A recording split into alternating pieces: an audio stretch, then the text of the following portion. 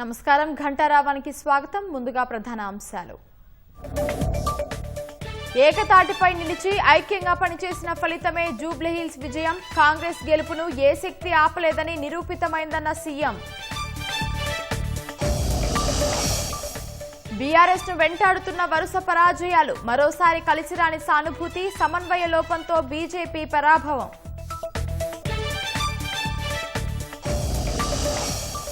బిహార్లో తిరుగులేని ఎన్డీఏ 202 సీట్లతో అఖండ విజయం. చతికిల పడిన మహాగఠబంధన్.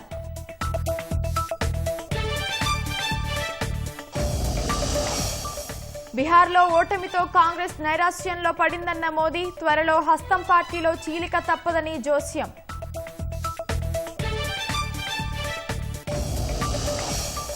శ్రీనగర్ పోలీస్ స్టేషన్ పేలుడు ఘటనలో 8కి చేరిన మృతుల సంఖ్య. ఫరీదాబాద్ విధ్వంసక పదార్థాల నమూనాలు తీస్తుండగా ప్రమాదం.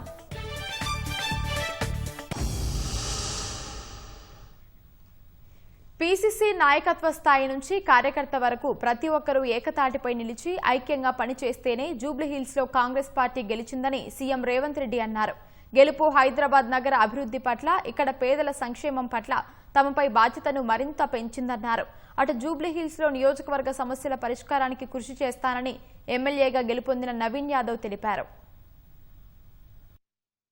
జూబ్లీహిల్స్ ఉప ఎన్నికలో నవీన్ యాదవ్ విజయం సాధించిన తర్వాత సీఎం రేవంత్ రెడ్డిని మంత్రులు, ఎమ్మెల్యేలు, కార్పొరేషన్ చైర్మన్లు కలిసి అభినందించారు. పీసీసీ అధ్యక్షుడు మహేష్ కుమార్ గౌడ్, ఉప ముఖ్యమంత్రి భట్టి విక్రమార్క, మంత్రులు సీతక్క, వాకిటి శ్రీహరి, వివేక్, పొన్నం ప్రభాకర్, పొంగులేటి శ్రీనివాసరెడ్డి, జీహెచ్ఎంసీ మేయర్ విజయలక్ష్మి, ప్రభుత్వ విప్ ఆది శ్రీనివాస్, పలువురు కార్పొరేషన్ చైర్మన్లు సీఎంను కలిశారు. నవీన్ యాదవ్ గెలుపుకు కృషి చేసిన హైదరాబాద్ ఇన్ఛార్జ్ మంత్రి పొన్నం ప్రభాకర్ను సీఎం రేవంత్ రెడ్డి శాలువా కప్పి సన్మానించారు.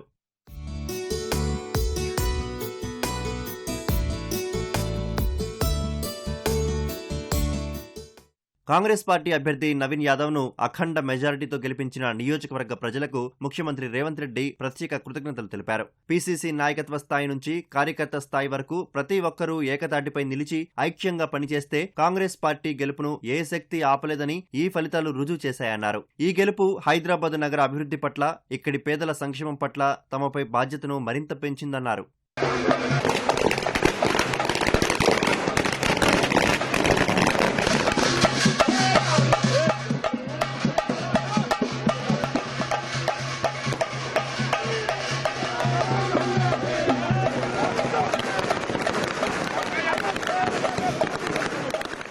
కాంగ్రెస్ పార్టీ అభ్యర్థి నవీన్ యాదవ్ ఘన విజయం సాధించడంతో కాంగ్రెస్ పార్టీ కార్యకర్తలు కోట్ల విజయభాస్కర్ రెడ్డి స్టేడియం నుంచి యూసఫ్గూడలోని తన నివాసం వరకు భారీ ర్యాలీ నిర్వహించారు. అందులో పెద్ద సంఖ్యలో కాంగ్రెస్ పార్టీ కార్యకర్తలు, అభిమానులు పాల్గొన్నారు. దారి పొడవునా కార్యకర్తలు బాణసంచా కాల్చి స్వీట్లు పంచుకుంటూ తమ ఆనందాన్ని వ్యక్తం చేశారు. గెలుపు తన ఒక్కడిది కాదని, నియోజకవర్గ అభివృద్ధికి కృషి చేస్తానని నవీన్ యాదవ్ తెలిపారు.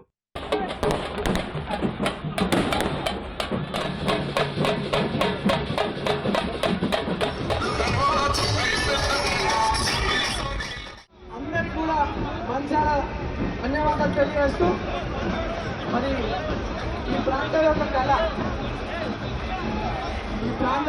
గత 40 సంవత్సరాలుగా స్థానికంగా అవకాశం కలిగాలని చెప్పి ఎంతో కోరుకున్నటువంటి ప్రజలకు కాంగ్రెస్ పార్టీ స్థానికులకు అవకాశం కల్పించడం, మరి వారి గౌరవాన్ని నిలబెట్టే విధంగా మరి ప్రాంతంలో కూడా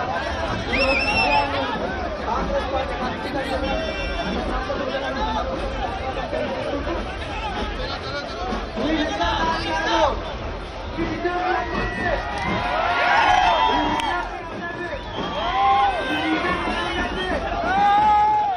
జూబ్లీహిల్స్ లో కాంగ్రెస్ గెలవడం హర్షించదగ్గ విషయమని తెలంగాణ జనసమితి పార్టీ రాష్ట్ర అధ్యక్షుడు కోదండరాం అన్నారు. నవీన్ యాదవ్ విజయం పట్ల సంతోషం వ్యక్తం చేస్తూ నాంపల్లిలోని జనసమితి కార్యాలయంలో కార్యకర్తలు సంబరాలు నిర్వహించారు. భారత రాష్ట్ర సమితి పరాజయాల పరంపర కొనసాగుతోంది. శాసనసభ ఎన్నికల్లో ఓటమి నాటి నుంచి ఇప్పటి వరకు ఒక్కటి మినహా ఏ ఎన్నికలను గులాబీ పార్టీ గెలుపొందలేదు. విజయం ఖాయమనుకున్న ఉప ఎన్నికలో ఓటమి పాలై మరో సిట్టింగ్ అసెంబ్లీ స్థానాన్ని కోల్పోయింది. ప్రచార పర్వంలో ముందంజలో ఉన్నప్పటికీ పోల్ మేనేజ్మెంట్లో విఫలమై భారీ తేడాతో జూబ్లీహిల్స్లో ఓటమి పాలైంది. జూబ్లీహిల్స్ ఉప ఎన్నికలో ఓటమి పాలైన భారత రాష్ట్ర సమితి మరో సిట్టింగ్ స్థానాన్ని కోల్పోయింది. పార్టీ శాసనసభ్యుడు మాగంటి గోపీనాథ్ అకాల మరణంతో వచ్చిన ఉప ఎన్నికలో ఆయన భార్య సునీతను పార్టీ అభ్యర్థిగా బీఆర్ఎస్ బరిలోకి దింపింది. పార్టీ కార్యనిర్వాహక అధ్యక్షుడు కేటీఆర్ అన్ని తానై ఉప ఎన్నిక బాధ్యతను భుజానికెత్తుకున్నారు. సీనియర్ నేత హరీష్ రావు సహా మాజీ మంత్రులు, పార్టీ యంత్రాంగమంతా ఉప ఎన్నికల్లో పనిచేశారు. మిగిలిన పార్టీల కన్నా ముందుగానే బీఆర్ఎస్ ఎన్నికల ప్రచారాన్ని ప్రారంభించింది. మాగంటి గోపీనాథ్ సంస్మరణ సభల నుంచే ఉప ఎన్నిక ప్రచారానికి గులాబీ పార్టీ శ్రీకారం చుట్టింది. డివిజన్ల వారీగా ఎమ్మెల్యేలు, ఎమ్మెల్సీలు, సీనియర్ నేతల్ని ఇన్ఛార్జీలుగా నియమించి ఎన్నిక బాధ్యతలు అప్పగించారు. ఆ తర్వాత క్లస్టర్ల వారీగా కూడా ఇన్ఛార్జీలను నియమించారు. వారి ద్వారా ఎన్నికల ప్రచారాన్ని నిర్వహించారు. బాకీ కార్డుల పేరిట కాంగ్రెస్ పార్టీ అమలు చెయ్యని ఎన్నికల హామీలు, గ్యారంటీల్ని ప్రజల్లోకి తీసుకెళ్లారు. హైడ్రా, ఆటో డ్రైవర్లు తదితర అంశాల్ని విస్తృతంగా ప్రచారం చేశారు. 10 ఏళ్ల అభివృద్ధి, 2 ఏళ్ల అరాచకం మధ్య పోటీ అంటూ చెప్తూ వచ్చిన బీఆర్ఎస్ పార్టీ కేసీఆర్ మళ్లీ ముఖ్యమంత్రి కావడానికి జూబ్లీహిల్స్ నాంది కావాలని పిలుపునిచ్చారు. ఓటర్లను అధికార పార్టీ ప్రలోభ పెడుతోందని, దొంగ ఓట్లు వేయిస్తున్నారని ప్రతిపక్ష పార్టీ పోలింగ్ రోజు ఆందోళన చేసింది. అవేవీ బీఆర్ఎస్ను గెలుపు తీరాలకు చేర్చలేదు. ఫలితంగా భారీ తేడాతో జూబ్లీహిల్స్ ఉప ఎన్నికలో ఓటమి చవిచూసింది.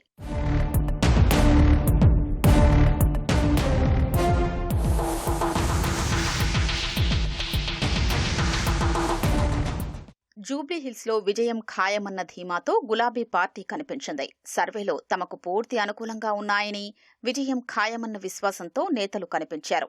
ప్రచార పర్వం ముగిసే వరకు కాస్త పైచేయిగా ఉన్న గులాబీ పార్టీ ఆ తర్వాత డీలా పడిందని చెప్పుకోవచ్చు. పోల్ మేనేజ్మెంట్లో బీఆర్ఎస్ విఫలమైందన్న వాదన బలంగా ఉంది. నియోజకవర్గంలో బీఆర్ఎస్ ద్వితీయ శ్రేణి నాయకులు బలంగా లేకపోవడం, సంస్థాగత నిర్మాణం లేని లోటు స్పష్టంగా కనిపించింది. పార్టీ తరపున ఎన్నికైన కార్పొరేటర్లలో సీఎం రెడ్డి శాసనసభ ఎన్నికలకు ముందు, బాబా ఫసీయుద్దీన్, సంగీతా యాదవ్ ఎన్నికల తర్వాత బీఆర్ఎస్ను వీడి కాంగ్రెస్లో చేరారు. మాగంటి గోపీనాథ్తో విభేదాలతోనే పలువురు నేతలు గతంలో పార్టీని వీడినట్లు చెప్తున్నారు. బీఆర్ఎస్ ప్రచార పర్వాన్ని ముందుండి ఇతర ప్రాంతాలకు ప్రజా ప్రతినిధులు, సీనియర్ నేతలు నడిపించారు. ప్రచార గడువు ముగిసిన అనంతరం వారు వెళ్లిపోవడంతో ప్రభావవంతంగా పోల్ మేనేజ్మెంట్ చేసేవారు లేకుండా పోయారని, ఆ లోటు కనిపించిందని పార్టీ వర్గాలు అంటున్నాయి. అధికార పార్టీ వ్యూహాల్ని తగిన విధంగా ఎదుర్కోలేకపోయినట్లు చెప్తున్నారు. సైలెంట్ ఓటింగ్పై బీఆర్ఎస్ భారీగా ఆశలు పెట్టుకుంది. అందుకే కాంగ్రెస్ నేతలు ఇచ్చే డబ్బులు తీసుకుని తమకు ఓటెయ్యాలని కేటీఆర్ ప్రజలకు విజ్ఞప్తి చేశారు. కానీ గులాబీ పార్టీ నమ్ముకున్న సైలెంట్ ఓటింగ్ అంతగా లేదని తేలిపోయింది. 2018 జూబ్లీహిల్స్ బీఆర్ఎస్ అభ్యర్థిగా మాగంటి గోపీనాథ్ 16,004 ఓట్ల మెజారిటీతో, 2023లో 16,337 ఓట్ల మెజారిటీతో గెలుపొందారు. తాజా ఉప ఎన్నికలో ఆయన భార్య సునీత 24,729 ఓట్ల తేడాతో ఓటమి పాలయ్యారు. సాధారణ ఎన్నికల్లో పోలైన ఓట్లలో 43.94% ఓట్లు బీఆర్ఎస్ కు రాగా, తాజా ఉప ఎన్నికలో పోలైన ఓట్లలో 38.13% ఓట్లొచ్చాయి. తాజా ఓటమితో బీఆర్ఎస్ మరో సిట్టింగ్ స్థానాన్ని కోల్పోయింది. 2023 శాసనసభ ఎన్నికల్లో గులాబీ పార్టీ 39 స్థానాల్ని గెలుచుకుంది. లాస్యనందిత మరణంతో జరిగిన కంటోన్మెంట్ ఉప ఎన్నిక తాజాగా జూబ్లీహిల్స్లో పరాజయం పాలైంది. దీంతో అసెంబ్లీలో పార్టీ బలం 37కు పడిపోయింది. 10 మంది బీఆర్ఎస్ శాసనసభ్యులు పార్టీతో విభేదించి కాంగ్రెస్ పార్టీలో చేరారు. వారిపై దాఖలైన అనర్హత పిటిషన్లపై విచారణ కొనసాగుతోంది. నికరంగా పార్టీ తరపున 27 మంది ఎమ్మెల్యేలు ఉన్నట్లుగా పరిగణలోకి తీసుకోవాల్సి ఉంటుంది.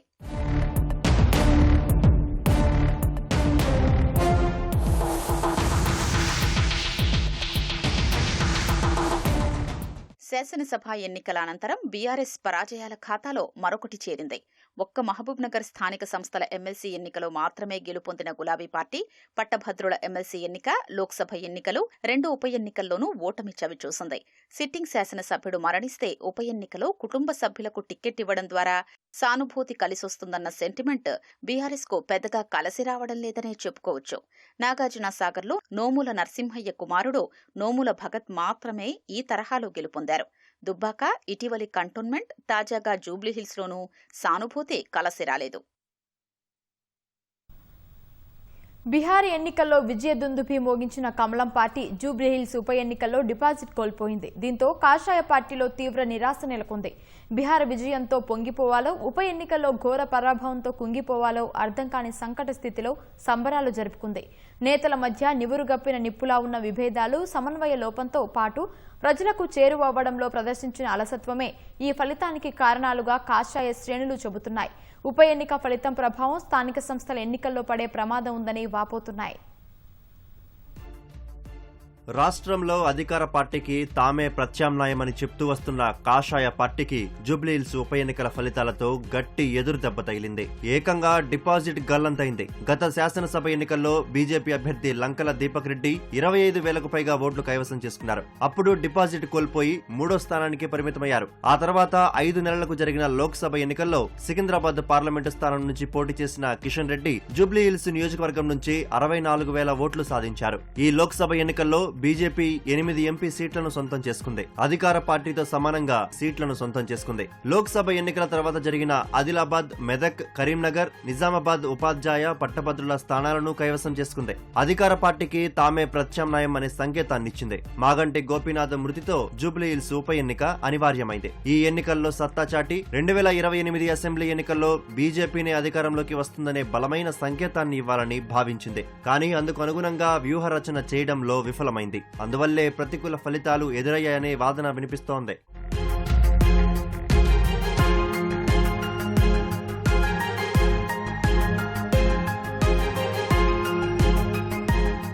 అభ్యర్థి ఎంపిక ప్రచారంలో అధికార ప్రతిపక్ష పార్టీల కన్నా కాషాయ పార్టీ ఆలస్యం చేసింది. కేంద్ర మంత్రి కిషన్ రెడ్డి ఉప ఎన్నికను దృష్టిలో పెట్టుకుని జూబ్లీహిల్స్ నియోజకవర్గంలో అనేక అభివృద్ధి పార్టీ కార్యక్రమాల్లో పాల్గొన్నారు. ఉప ఎన్నిక కోసం ఎంపీ రఘునందన్ రావు, ఎమ్మెల్యే పాయల్ శంకర్ నేతృత్వంలో సమన్వయ కమిటీని ఏర్పాటు చేసింది. శక్తి కేంద్రాలకు ఇన్ఛార్జీలను నియమించింది. ప్రచార వ్యూహాలపై దిశానిర్దేశం చేసింది. కానీ ప్రచారంలో ఘోర వైఫల్యం చెందింది. కేంద్ర మంత్రి కిషన్ రెడ్డి ఒక్కరే నియోజకవర్గ బాధ్యతను భుజాన వేసుకుని ప్రచారం నిర్వహించారు. పార్టీకి 7 ఎమ్మెల్యేలు, 3 ఎమ్మెల్సీలు, 10 మంది ఎంపీలు ఉన్నప్పటికీ ప్రచారంలో కొంతమంది మందకుడిగానే పాల్గొన్నారు. ఎంపీ అరవింద్ ప్రచారంలో ఎక్కడా పాల్గొన్న దాఖలాలు లేవు. కేంద్ర మంత్రి బండి సంజయ్ నామినేషన్ దాఖలు రోజు నేరుగా యూసుఫ్గూడ బస్తీకి చేరుకుని జూబ్లీహిల్స్ గడ్డ, కిషన్ రెడ్డి అడ్డా అని చెప్పి వెళ్లిపోయారు. పరోక్షంగా కిషన్ రెడ్డిదే పూర్తి బాధ్యత అని చెప్పకనే చెప్పారు. మళ్లీ ప్రచారం చివరి 2 రోజులు రోడ్ షోల్లో పాల్గొన్న బండి సంజయ్ మజ్లిస్ లక్ష్యంగా తీవ్ర విమర్శలు గుప్పించారు. బండి రెచ్చగొట్టే వ్యాఖ్యల వల్ల మైనార్టీల ఓట్లు గంపగుత్తగా కాంగ్రెస్ ఖాతాలో పడ్డాయని సొంత పార్టీ నేతలే చెప్తున్న పరిస్థితి. జూబ్లీహిల్స్ ఉప ఎన్నికల ప్రచారంలో సమన్వయ లోపం, నేతల మధ్య విభేదాలు పార్టీకి తీవ్ర నష్టాన్ని చేకూర్చాయని కాషాయ శ్రేణులు ఆగ్రహం వ్యక్తం చేస్తున్నాయి. బీజేపీ దూకుడుగా వెళ్లకపోవడం వల్ల ప్రధాన పోటీ కాంగ్రెస్, బీఆర్ఎస్ మధ్య నెలకొంది. నియోజకవర్గ ప్రజలను ఆకర్షించడంలో కాషాయ దళం విఫలమైంది. దీంతో నియోజకవర్గ ప్రజలు కాంగ్రెస్, బీఆర్ఎస్ ఈ రెండింటిలో ఏదో ఒకదానికి ఓటు వేయాలని నిర్ణయం తీసుకున్నట్లు తెలుస్తోంది. అందువల్ల బీజేపీని పరిగణించలేదు. అందుకే కమలం పార్టీ ఘోర పరాజయాన్ని మూటకట్టుకుంది. గత శాసనసభ ఎన్నికల్లో దీపక్ రెడ్డికి 25,000 పైచిలుకు ఓట్లు రాగా తాజాగా 17,061 ఓట్లే వచ్చాయి. 8,000 ఓట్లు తగ్గాయి. బీజేపీ ఓట్లు మెజారిటీ స్థాయిలో కాంగ్రెస్ కు పడినట్లు రాజకీయ వర్గాలు భావిస్తున్నాయి. గత అసెంబ్లీ ఎన్నికల్లో వచ్చిన 25,000 పైచిలుకు ఓట్లు, లోక్సభ ఎన్నికల్లో వచ్చిన 64,000 ఓట్లు బీజేపీకి పడకపోవడానికి కారణం కిషన్ రెడ్డి, బండి సంజయ్ అనే చర్చ కాషాయ శ్రేణిలో నడుస్తోంది. ఉప ఎన్నిక ఓడిపోతే త్వరలో జరగబోయే స్థానిక సంస్థల ఎన్నికల్లో తీవ్ర నష్టం వాటిల్లుతుందని గ్రహించలేకపోయారని మండిపడుతున్నాయి. బీహార్ ఎన్నికల్లో ఎన్డీఏ ప్రభంజనం సృష్టించింది. ఎగ్జిట్ పోల్స్ అంచనాలకు మించి సీట్లను రాబట్టింది. 243 అసెంబ్లీ స్థానాలున్న బీహార్లో 202 చోట్ల ఎన్డీఏ జయకేతనం ఎగురవేసింది. తేజస్వి యాదవ్ నేతృత్వంలోని మహాగఠబంధన్ 34 సీట్లకే పరిమితమైంది. ఎన్నికల వ్యూహకర్త ప్రశాంత్ కిశోర్ జన్సురాజ్ పార్టీ ఖాతా తెరవలేక చతికిల పడింది. ఎంఐఎం గతంలో మాదిరిగానే 5 చోట్ల గెలిచి పట్టు నిలుపుకుంది.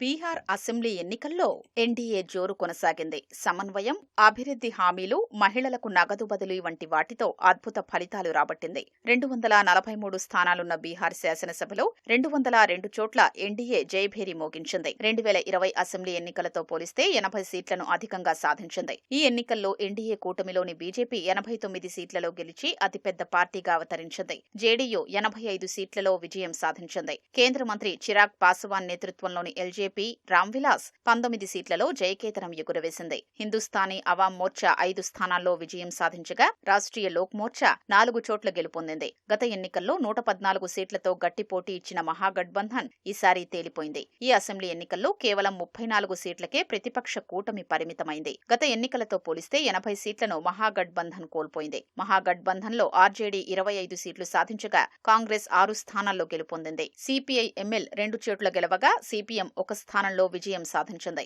మరోవైపు అసదుద్దీన్ ఓవైసీ నేతృత్వంలోని ఏఐఎంఐఎం 5 స్థానాల్లో విజయం సాధించింది. బీఎస్పీ ఇండియన్ ఇన్క్లూజివ్ పార్టీ చెరో స్థానంలో గెలుపొందాయి. ఎన్డీఏ నుంచి గెలుపొందిన ప్రముఖుల్లో సామ్రాట్ చౌదరి, విజయ్ కుమార్ సిన్హా, ప్రేమ్ కుమార్, మహేశ్వరి హజారీ, సంజయ్ సారోగి, మైథిలి ఠాకూర్ ఉన్నారు. మహాగఠబంధన్ నుంచి గెలిచిన వారిలో తేజస్వి యాదవ్, ఒసమా షాహబ్, సందీప్ సౌరవ్ ఉన్నారు. రాఘేపూర్లో తేజస్వి యాదవ్ 14,000 ఓట్ల స్వల్ప మెజార్టీతో బీజేపీ అభ్యర్థి సతీష్ కుమార్ పై గెలిచారు. ఈ అసెంబ్లీ ఎన్నికల్లో బీజేపీ, జేడీయూ ఓటింగ్ శాతాన్ని మెరుగుపరుచుకున్నాయి. గత ఎన్నికల్లో 110 స్థానాల్లో పోటీ చేసిన బీజేపీ 19.46% ఓటు సాధించింది. ఈ దఫా 101 స్థానాల్లోనే పోటీ చేసినప్పటికీ 20.08% ఓట్లు పోలయ్యాయి. గత ఎన్నికల్లో 115 సీట్లలో పోటీ చేసిన జేడీయూ 15.39% ఓటింగ్ సాధించింది. ఈ దఫా 101 స్థానాల్లో పోటీ చేసినప్పటికీ 19.25% ఓటింగ్ ను పెంచుకుంది. చిరాగ్ పాసవాన్ నేతృత్వంలోని ఎల్జేపీ, రామ్విలాస్ పార్టీ ఈ దఫా కేవలం 28 స్థానాల్లోనే పోటీ చేసినప్పటికీ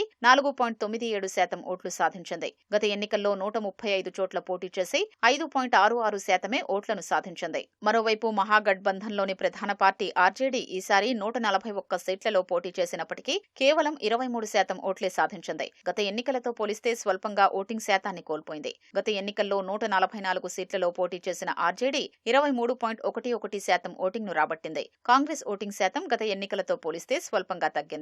ఈసారి 61 చోట్ల పోటీ చేసిన కాంగ్రెస్ 8.71% ఓటింగ్ సాధించింది. గత ఎన్నికల్లో 70 సీట్లలో పోటీ చేసిన కాంగ్రెస్ 9.48% ఓటింగ్ తెచ్చుకుంది. సిపిఐ ఎంఎల్కు గత ఎన్నికల్లో 3.16% ఓట్లు రాగా ఈసారి 2.84% పడిపోయింది. స్వతంత్రంగా బరిలోకి దిగిన అసదుద్దీన్ ఓవైసీ నేతృత్వంలోని ఏఐఎంఐఎం 1.85% ఓటింగ్ సాధించింది. గత ఎన్నికల్లో ఎంఐఎంకు 1.24% ఓట్లే వచ్చాయి. అక్రమంగా దేశంలోకి వచ్చినందుకు నిర్బంధంలోకి తీసుకున్న వ్యక్తిని విడుదల చేయాలని ఆదేశాలు ఇవ్వలేమని హైకోర్టు తేల్చి చెప్పింది. త్రిపురకు చెందిన వ్యాపారవేత్త సంజితాస్ను విడుదల చేయాలంటూ ఆయన తండ్రి నిర్మల్స్ దాఖలు చేసిన హెబియస్ కార్పస్ పిటిషన్పై జస్టిస్ మౌసుమి భట్టాచార్య, జస్టిస్ గాడి ప్రవీణ్ కుమార్లతో కూడిన ధర్మాసనం విచారణ చేపట్టింది. ప్రభుత్వ ప్రత్యేక న్యాయవాది స్వరూప్ ఊరిల్లా వాదనలు వినిపిస్తూ 2025 సెప్టెంబర్లో ఫారినర్స్ రీజనల్ రిజిస్ట్రేషన్ ఆఫీస్ అదుపులోకి తీసుకున్నట్లు తెలిపారు. బంగ్లాదేశ్ పౌరుడిగా ఉన్న సంజిచాస్ మోసపూరితంగా భారత పాస్పోర్టు పొందాడన్నారు. శంషాబాద్ విమానాశ్రయం నుంచి అబుదాబికి వెళ్లేందుకు ప్రయత్నిస్తుండగా ఇమిగ్రేషన్ అధికారులు పట్టుకున్నారన్నారు. ఈ వాదనలను పరిగణలోకి తీసుకున్న ధర్మాసనం చట్టవిరుద్ధంగా 2 దేశాల గుర్తింపు కార్డులు పొందారని, అందులోనూ పిటిషనర్ కుమారుడిని చట్టబద్ధంగా నిర్బంధించినందుకు హెబియస్ కార్పస్ పిటిషన్లో ఎలాంటి ఉత్తర్వులు జారీ చేయలేమంది. పిటిషన్ను కొట్టివేస్తూ చట్ట ప్రకారం ప్రత్యామ్నాయాలను అనుసరించాలని సూచించింది. ఆగారం పనులు వేగవంతం చేసి జనవరి నాటికి రైతులకు అందుబాటులో ఉంచాలని రాష్ట్ర వ్యవసాయ శాఖ మంత్రి తుమ్మల నాగేశ్వరరావు గోద్రేజ్ సంస్థ యాజమాన్యానికి సూచించారు. ఖమ్మం జిల్లా కొణిజర్ల మండలం అంజనాపురం వద్ద నిర్మాణంలో ఉన్న కర్మాగారం పనులను జిల్లా అధికారులు ప్రజాప్రతినిధులతో కలిసి సందర్శించారు. జనవరిలో ట్రయల్ రన్ వేసే విధంగా పనులు చేపట్టాలని ఆదేశించారు. తెలంగాణలోనే ఆయిల్ పామ్ సీడ్ గార్డెన్ ఏర్పాటుకు ముఖ్యమంత్రి రేవంత్ రెడ్డి కృషి చేస్తున్నారని తెలిపారు. దేశంలో ఇప్పటికీ 70% ఆయిల్ ఉత్పత్తులు దిగుమతి చేసుకుంటున్నామన్నారు. భవిష్యత్తులో ఆయిల్ పామ్కు మంచి గిరాకీ ఉంటుందని, రైతులు ధైర్యంగా సాగు చేసుకోవాలని సూచించారు. ఆయిల్ పామ్ సాగుతో రైతులకు దీర్ఘకాలిక లాభాలు పొందవచ్చని, పెట్టుబడులు తక్కువగా ఉండటంతో రైతులకు ఆర్థిక భరోసా ఉంటుందని మంత్రి తుమ్మల తెలిపారు. ఈ పామ్ ఆయిల్ పంటకి కొన్ని వేల సంవత్సరాల దాకా మీకు డిమాండ్ ఉంటుంది. ఈ భూమి ఉన్నంతకాలం, మనుషులు ఉన్నంతకాలం పామ్ ఆయిల్కి డిమాండ్ ఉంటుంది. కాబట్టి ఏ రైతు కూడా ఈ పంటను గురించి సంకోచించాల్సిన అవసరం లేదు. ఇది అన్నిటికంటే చీప్ ఒకటి, అన్నిటికంటే ఆరోగ్యవంతమైనది. నాగర్ కర్నూలు జిల్లాలో నిషిద్ధ అల్ప్రాజోలాన్ని అమ్ముతున్న 2 పోలీసులు పట్టుకున్నారు. జిల్లా కేంద్రంలోని ఉయ్యాలవాడ శివారులోని గోల్డెన్ కేఫ్ దాబా వద్ద అనుమానాస్పదంగా ఉన్న 4 నిందితులు పట్టుకుని వారి వద్ద ఉన్న 26.22 గ్రాముల నిషిద్ధ అల్ప్రాజోలాన్ని స్వాధీనపరుచుకున్నారు. కల్లు షాపుల్లో మత్తు పెంచడానికి అల్ప్రాజోలం కలిపి అమ్మినట్లు పోలీసులు గుర్తించారు. గంజాయి దొరకకపోవడంతో అల్ప్రాజోలాన్ని కూల్ డ్రింక్స్ లో కలుపుకొని తాగాలని ఆలోచనతో 2 వ్యక్తులను ఆశ్రయించినట్లు పోలీసులు గుర్తించారు. 4 అదుపులోకి తీసుకుని వారి నుంచి నిషిద్ధ అల్ప్రాజోలం 2 సెల్ ఫోన్లను సీజ్ చేశారు. నిందితులపై కేసు నమోదు చేసి విచారణ చేపట్టామని డీఎస్పీ బుర్రి శ్రీనివాసులు పేర్కొన్నారు. వైజ్ఞానిక అభివృద్ధికి ప్రయోగశాలగా రాష్ట్రాన్ని మార్చడానికి ప్రభుత్వం సిద్ధంగా ఉందని ఉప ముఖ్యమంత్రి భట్టి విక్రమార్క అన్నారు. హైదరాబాద్ రవీంద్ర భారతిలో విజ్ఞాన దర్శిని ఆధ్వర్యంలో ఏర్పాటు చేసిన దివంగత ప్రధాని నెహ్రూ 80వ సైంటిఫిక్ టెంపర్మెంట్ సెలబ్రేషన్స్ కార్యక్రమంలో పాల్గొన్నారు. రాష్ట్రం అభివృద్ధిలో ప్రపంచంతో పోటీ పడేలా యావత్ కేబినెట్ కృషి చేస్తుందన్నారు. వైజ్ఞానికంగా ముందు చూపుతో సమాజాన్ని ముందుకు నడిపించిన పండిట్ జవహర్లాల్ నెహ్రూ దేశానికి తొలి ప్రధానిగా పదవి బాధ్యతలు చేపట్టకపోయి ఉంటే నేటి పరిస్థితిని ఊహించుకోలేకపోయే వాళ్ళమన్నారు. Young India integrated residential schools అని ఈరోజు రాష్ట్రంలో 100 శాసనసభ నియోజకవర్గంలో 100 స్కూల్స్ ని ఎట్ ఏ టైం ఒక్కొక్క స్కూల్ 200 కోట్ల రూపాయలతో సైంటిఫిక్ టెంపర్ స్కూల్స్ అన్నింటినీ శాంక్షన్ చేశాం. ప్రతి శాసనసభ నియోజకవర్గంలో ఇవాళ కనీసం ఒకటైనా ఉండాలనే ఆలోచనతో అడ్వాన్స్ టెక్నాలజీ సెంటర్స్ అన్నింటినీ స్టార్ట్ చేశాం. ఫ్యూచర్ సిటీని నిర్మిస్తున్నాం. ఆ ఫ్యూచర్ సిటీలో సైంటిఫిక్ టెంపర్ తో కూడినటువంటి స్కిల్స్ యూనివర్సిటీని కూడా మొట్టమొదటిసారి తెలంగాణ రాష్ట్రంలో మొదలుపెట్టాం. ఢిల్లీలో కారు బాంబు పేలుడు నేపథ్యంలో చట్టవిరుద్ధ కార్యకలాపాల చట్టం ఉపా కింద అభియోగాలు ఎదుర్కొంటున్న వైద్యులు ముజఫర్ అహ్మద్, ఆదిల్ అహ్మద్, ముజమ్మిల్ షాహీన్లను జాతీయ వైద్య రిజిస్టర్ నుంచి తొలగించారు. ఈ మేరకు జాతీయ వైద్య కమిషన్ శుక్రవారం ఓ ప్రకటన విడుదల చేసింది. దీంతో వీరు వైద్య ప్రాక్టీస్ చేయడానికి లేదా వైద్యులుగా నియామకానికి అనర్హులుగా పరిగణిస్తారు. కమిషన్ నుంచి తదుపరి ఉత్తర్వులు వచ్చే వరకు ఈ తొలగింపు అమల్లో ఉంటుంది. ఈ నెల 10న 2900 కిలోల పేలుడు పదార్థాల స్వాధీనం, ఢిల్లీలోని ఎర్రకోట వద్ద 13 మందిని బలి తీసుకున్న కారు బాంబు పేలుడు కేసులపై అధికారులు విస్తృతంగా దర్యాప్తు చేస్తున్నారు. ఈ కేసులతో ప్రమేయమున్న వైద్యులు సహా 8 మందిని అరెస్టు చేశారు. ఆరోపణలు ఎదుర్కొంటున్న 4 డాక్టర్ల తీరు వైద్య వృత్తికి సంబంధించిన నైతిక విలువలు, నిబద్ధతకు అనుగుణంగా లేదని ప్రాథమికంగా గుర్తించామని జాతీయ వైద్య కమిషన్ పేర్కొంది. ఈ 4 వైద్య రిజిస్ట్రేషన్ను నిలిపివేయాలని జమ్మూ కశ్మీర్ మెడికల్ కౌన్సిల్ను ఇప్పటికే ఆదేశించినట్టు తెలిపింది.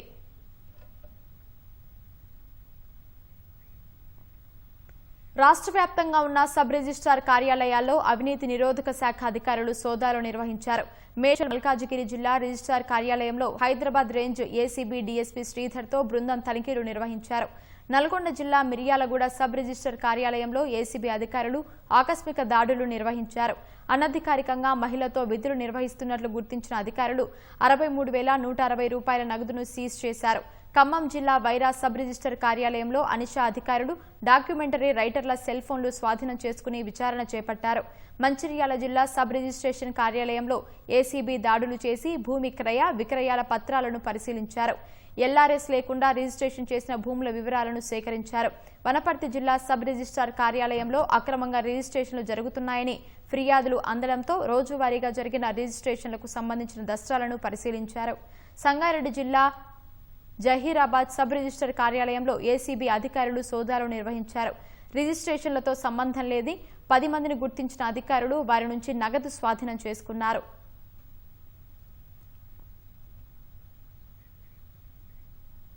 జమ్మూ కాశ్మీర్ రాజధాని శ్రీనగర్ శివార్లలో నౌగాం పోలీస్ స్టేషన్ వద్ద ప్రమాదవశాత్తు జరిగిన పేలుడులో 6 పోలీసులు ప్రాణాలు కోల్పోయారు. 27 మంది గాయపడ్డారు. క్షతగాత్రులను సమీపంలోని ఆసుపత్రికి తరలించి చికిత్స అందిస్తున్నారు. ఇటీవల హర్యానాలోని ఫరీదాబాద్లో వైట్ కాలర్ టెర్రర్ మాడ్యూల్కు సంబంధించి పెద్ద ఎత్తున పేలుడు పదార్థాలు స్వాధీనం చేసుకున్నారు. వాటిని శ్రీనగర్కు తరలించారు. తాజాగా వాటి నుంచి నమూనాలు సేకరిస్తుండగా ప్రమాదవశాత్తు ఈ విస్ఫోటనం జరిగిందని అధికారులు తెలిపారు. మృతుల్లో పోలీసులు, ఫోరెన్సిక్ అధికారులు ఉన్నట్టు చెప్పారు. పేలుడు జరిగిన వెంటనే హుటాహుటిన సహాయక చర్యలు చేపట్టారు. ఆ ప్రాంతంలో భద్రతా బలగాల సంఖ్యను మరింత పెంచారు. తూర్పుగోదావరి జిల్లా అనపర్తిలో ఈటీవీ ఆధ్వర్యంలో నిర్వహించిన కార్తీక దీపోత్సవం కార్యక్రమంతో ఆధ్యాత్మిక శోభ వెల్లివిరిసింది. దేదీప్యమాన దీపకాంతులు, వేద పండితుల వైదిక క్రతువులు, ఓంకారనాదాలు, ప్రవచనాలతో వైభవంగా సాగింది. విశేష సంఖ్యలో మహిళలు తరలివచ్చి సామూహిక దీపారాధనలో పాల్గొని పరమేశ్వరుడిని భక్తితో పూజించి తరించారు. ETV Andhra Pradesh, ETV Telangana, ETV life ఛానళ్ల ఆధ్వర్యంలో తూర్పుగోదావరి జిల్లా అనపర్తిలో నిర్వహించిన కార్తీక దీపోత్సవం కన్నుల పండుగగా సాగింది. అనపర్తి ఎమ్మెల్యే నల్లమిల్లి రామకృష్ణారెడ్డి స్నేహపూర్వక భాగస్వామ్యంతో రామారెడ్డి జడ్పీ ఉన్నత పాఠశాల మైదానంలో ఏర్పాటు చేసిన సామూహిక దీపారాధనకు వందలాది మంది మహిళలు తరలివచ్చారు. ఎమ్మెల్యే నల్లమిల్లి రామకృష్ణారెడ్డి, మహాలక్ష్మి దంపతులు, టీడీపీ యువ నాయకుడు మనోజ్ రెడ్డి, సుమేఘారెడ్డి దంపతులు, మండపేట ఎమ్మెల్యే వేగుళ్ల జోగేశ్వరరావు, తూర్పుగోదావరి జిల్లా ఏఎస్పీ సుబ్బరాజు, దివంగత మాజీ ఎమ్మెల్యే మూలారెడ్డి సతీమణి సత్యవతి, డాక్టర్ నల్లమిల్లి సనాతని, రాజమహేంద్రవరం ఈనాడు యూనిట్ ఇన్ఛార్జ్ శ్రీనివాస సుబ్రహ్మణ్యం జ్యోతి ప్రజ్వలన చేసి వైదిక క్రతువు ప్రారంభించారు. బ్రహ్మశ్రీ కోటమర్తి హర్షకుమార శర్మ అవధాని బృందం వేద పారాయణం చేసింది. బ్రహ్మశ్రీ పులుపుల వెంకట ఫణికుమార శర్మ బృందం వైదిక నిర్వహణ చేసింది. ప్రముఖ ఆధ్యాత్మిక ప్రవచనకర్త బులుసు అపర్ణ శివారాధన పూజా ఫలం, దీపారాధన ప్రాధాన్యం వివరించిన తీరు విశేషంగా ఆకట్టుకుంది.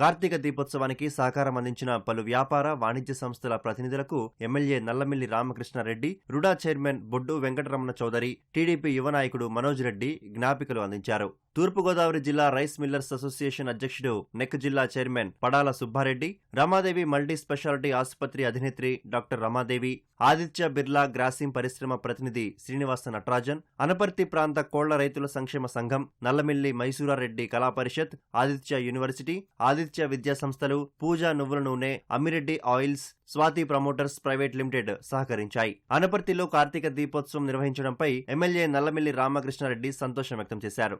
ముఖ్యంగా ఇక్కడ జరిగిన పూజా విధానం కానీ, ఆ కార్యక్రమాన్ని నిర్వహించిన ఆచార్యులు కానీ, ముఖ్యంగా ప్రవచనకర్త కానీ అత్యద్భుతంగా ఈ కార్తీక మాసం యొక్క ప్రాశస్త్యత, ప్రకృతిని మనం ఆరాధించాల్సిన అవసరాన్ని వారు నొక్కి చెప్పడమే కాకుండా భక్తుల్లో ఒక ఆధ్యాత్మిక తత్వాన్ని పెంచడం కోసం, ప్రజల్లో ఒక ఆధ్యాత్మిక తత్వాన్ని పెంచడం కోసం ఇటువంటి కార్యక్రమాలు ఉపయుక్తంగా ఉంటాయి. ఇంతటి మహత్తర కార్యక్రమాన్ని ఇక్కడ ఈటీవీ వారు ఏర్పాటు చేసినందుకు వారికి మా కృతజ్ఞతలు తెలియపరుచుకుంటూ, మరి అలాగే మా ఎమ్మెల్యే గారికి కూడా మా కృతజ్ఞతలు తెలుపుకుంటున్నాం. ఇది కార్తీక దీపోత్సవం జరపడం చాలా ఆనందదాయకంగా ఉంది. పెద్ద సంఖ్యలో తరలి వచ్చారు భక్తులందరూ కూడా. మేమందరం కూడా ఈ స్పీచ్ని విన్నాము. మాకు చాలా బూస్ బంప్స్ లాగా వచ్చినాయి. చాలా హ్యాపీ ఫీల్ అయ్యామంటండి. కార్తీక దీపం కార్యక్రమ నిర్వహణ, ప్రవచనాలు, వైదిక బృందం పూజా విధానం ఎంతగానో ఆకట్టుకున్నాయని మహిళలు తెలిపారు. తమకి అవకాశం కల్పించినందుకు ఈటీవీకి ధన్యవాదాలు తెలిపారు. చూడటానికి చాలా కన్నుల పండగగా ఉందండి. ఇప్పుడు మన ఊర్లో చేసినందుకు మాకే కదండి, చుట్టుపక్కల గ్రామాలకి అందరికీ మంచి ఆలోచనలు అవి వస్తాయండి. ఈ చెడు మార్గంలో ఉన్న తరానికే, వచ్చే తరానికే ఇలాంటి ఎన్నెన్నో చెయ్యాలని, ఇంకా హిందూ సాంప్రదాయాన్ని ముందుకు తీసుకురావాలని నా సంకల్పం అండి. ఇలాంటి కార్యక్రమాలు చేయడం వల్లే చాలా మందికి దైవం మీద ఉన్న భక్తి ప్రతిదీ తెలుస్తూ ఉంటుంది. దీపం ఇంతమంది ఇన్ని దీపాల్లో ఈ వెలుగుల్లో దేవుడి దర్శనం చేసుకోవడం, అందరూ ఈ అనపర్తి వాసులందరూ కలిపి చేయడం అనేది చాలా ఆనందంగా ఉంది. ఈటీవీ వాళ్ళకు స్పెషల్గా థ్యాంక్స్ అండి. అండ్ నెక్స్ట్ ఇయర్ కూడా ఇలాంటి మంచి మంచి కార్యక్రమాలు ప్రతి సంవత్సరం మా ఊళ్ళో జరగాలని మేము మనస్ఫూర్తిగా కోరుకుంటున్నాం. ఇంత మంచి అవకాశం ఇచ్చారు. ఇన్ని దీపాలను ఒకేసారి చూడటం అనేది చాలా అదృష్టం ఉండాలి. కార్తీక దీపోత్సవం అనేది ఈ కార్తీక మాసంలో ఇన్ని దీపాలు ఒకేసారి చూసినందుకు నిజంగా చాలా చాలా చాలా చాలా హ్యాపీగా ఉంది. చాలా బాగా జరిగిందండి పూజ. మొత్తం అరేంజ్మెంట్స్ అన్నీ మేమేమీ తెచ్చుకోకుండా మొత్తం A to Z అన్నీ పెట్టి ఇంతమంది సమక్షంలో పూజ చాలా బాగా చేయించారండి. మొత్తం అన్నీ కూడా అర్చకులు కూడా ప్రతిదీ A to Z ఎక్స్ప్లెయిన్ చేశారు. మొత్తం